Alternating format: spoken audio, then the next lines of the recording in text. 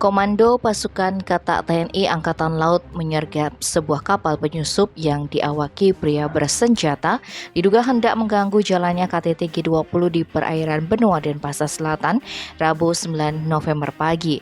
Ternyata penangkapan ini merupakan simulasi serangkaian pengamanan KTT G20 yang puncaknya akan berlangsung pada 15-16 November 2022 di kawasan ITDC Kelurahan Benua, Kecamatan Kuta Selatan, Badung.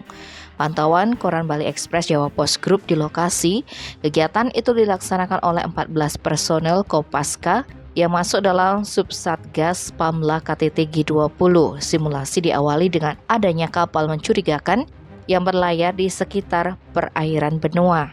Diduga kapal tersebut dapat mengancam jalannya pertemuan para pemimpin dunia itu, sehingga pasukan Katak menurunkan 14 personel bersenjata lengkap mengendarai 2 kapal cepat Sea Raider.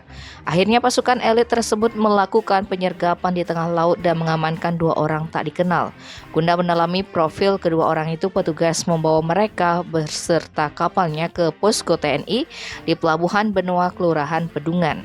Simulasi ini sekaligus sebagai tindak lanjut dari instruksi Panglima TNI Jenderal Andika Perkasa agar mengantisipasi segala bentuk ancaman di segala sektor, termasuk dari laut, sehingga petugas pengamanan mampu menghadapi skenario terburuk sekalipun.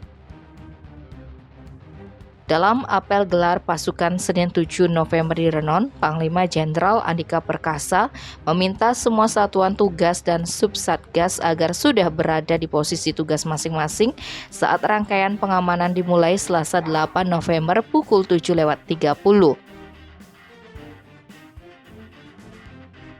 Tim Bali Express melaporkan.